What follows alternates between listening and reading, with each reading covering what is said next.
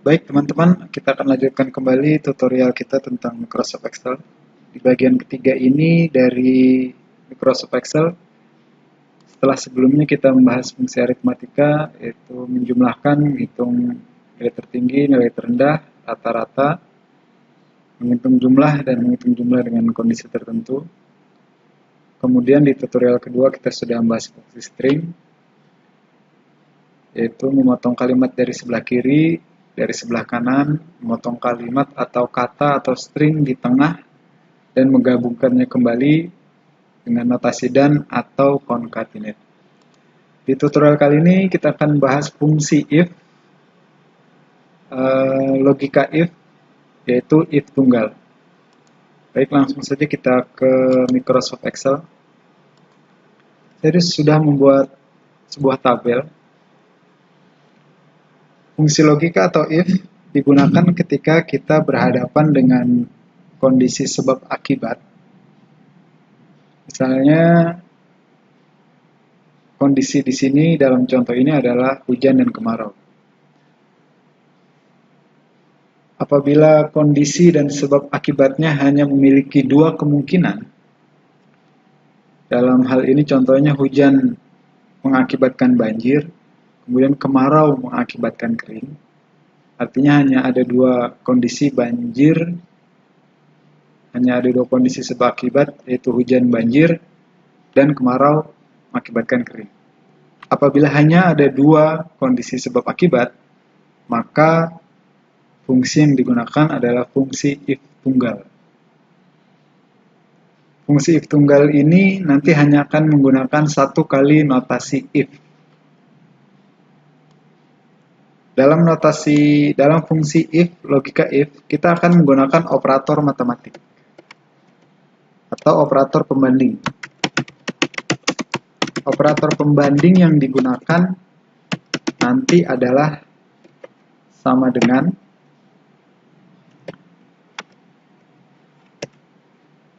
kemudian lebih besar, lebih kecil, lebih besar sama dengan, lebih kecil sama dengan, dan tidak sama dengan. Ini tidak sama dengan ya. Ini adalah notasi tidak sama dengan di Microsoft Excel. Operator pembanding ini akan banyak kita gunakan ketika kita akan membandingkan antara kondisi dan akibatnya. Sebagai contoh, di contoh yang tadi adalah hujan menyebabkan banjir. Langsung saja, hujan di sini harusnya adalah banjir. Langsung kita masukkan rumusnya sama dengan if kurung buka. Sel yang akan diuji yaitu sel B29. Langsung saja kita klik selnya supaya tidak salah. Jika sel B29 sama dengan ini adalah operator pembanding yang tadi, sama dengan ini adalah pilihan dari operator pembanding yang sudah ada. Jadi jika sel B29 ini adalah hujan, maka menyebabkan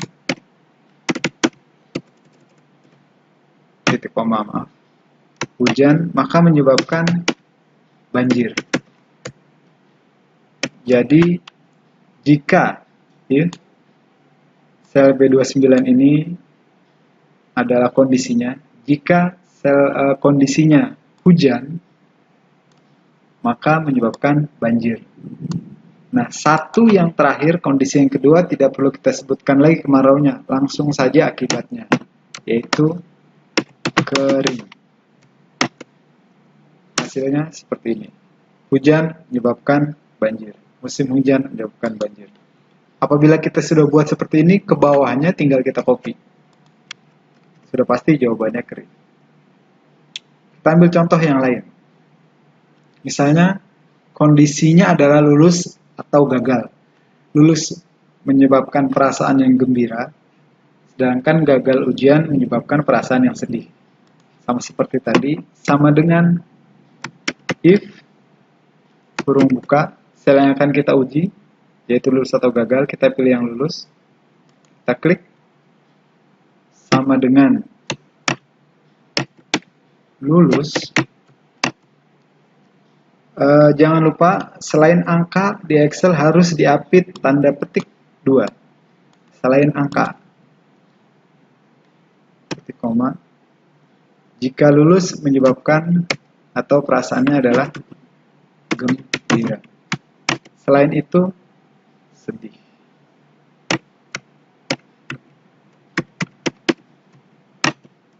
Ya, seperti ini. Kita lihat lagi rumusnya. Jika if sel yang diuji atau kondisinya yaitu B37, jika sel B37 lulus, maka gembira. Selain itu sedih. Jadi selalu seperti itu pengungkapan dari logika if ini. Jika sel yang diuji ini isinya lulus, maka menyebabkan gembira, selain itu sedih. Atau secara umum dapat kita katakan jika sel yang diuji ini kondisinya apa, akibat dari kondisi ini apa, dan selain itu apa.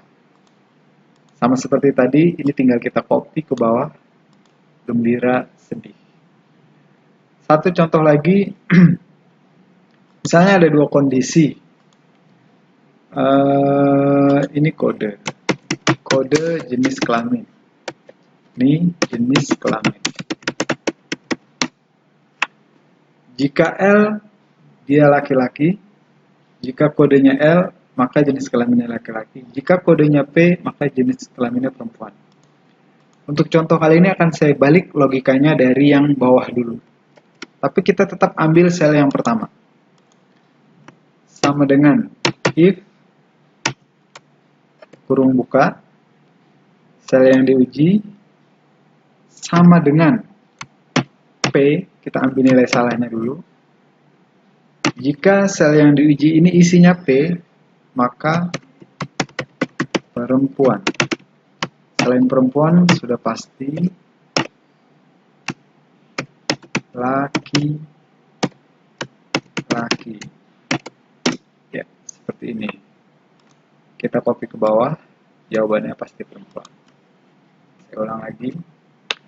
Jika sama dengan if, sel B42, sel ini yang diuji, itu sama dengan P, maka perempuan. Selain itu, laki-laki. Ya, seperti ini. Ini adalah ketika kita menggunakan fungsi if untuk yang bukan angka, yang menggunakan tanda petik. Saya ambil satu contoh lagi, jika penggunaan if ini angka. Nah, seperti ini, saya sudah punya beberapa contoh. Ini contohnya, kondisinya adalah nilai mahasiswa.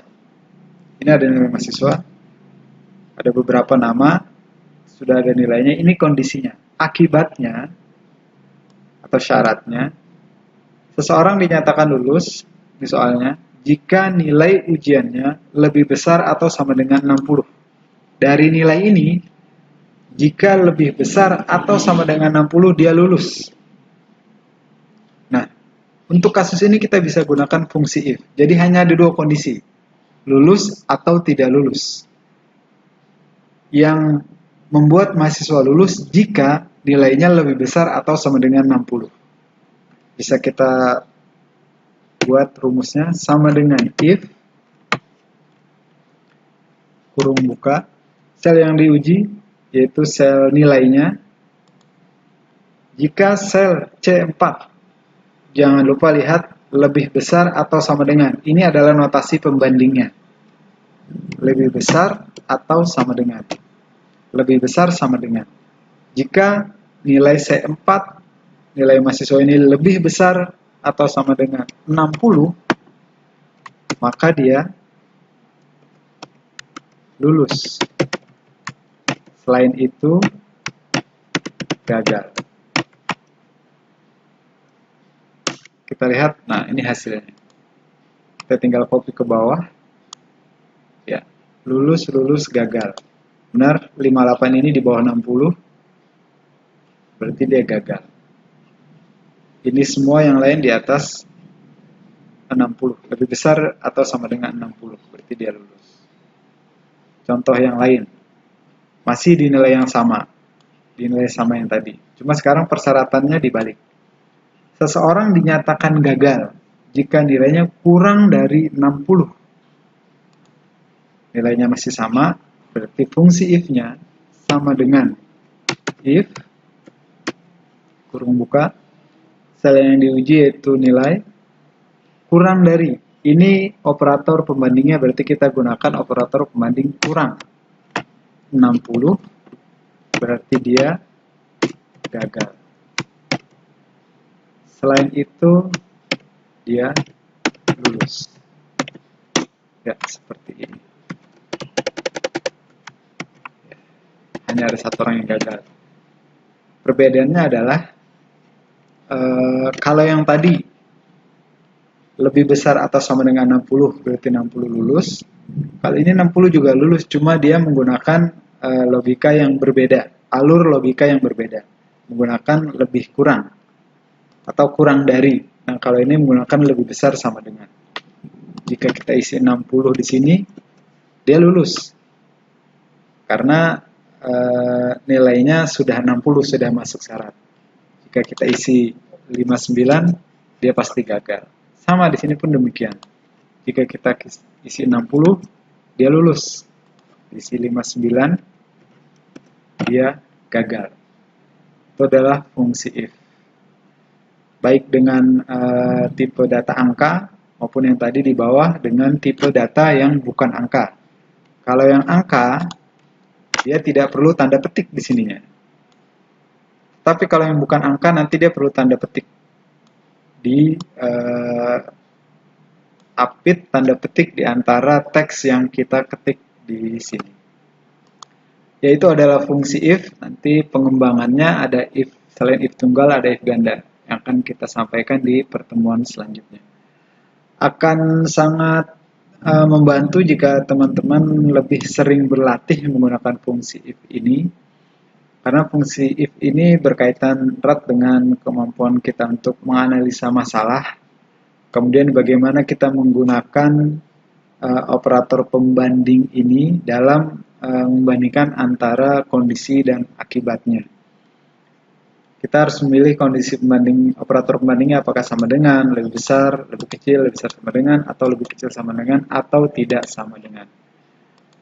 Di tugas kali nanti, teman-teman diminta untuk sedikit mempraktekkan fungsi if yang sudah kita bahas di pertemuan kali ini. Terima kasih untuk perhatian teman-teman sekalian. Assalamualaikum warahmatullahi wabarakatuh.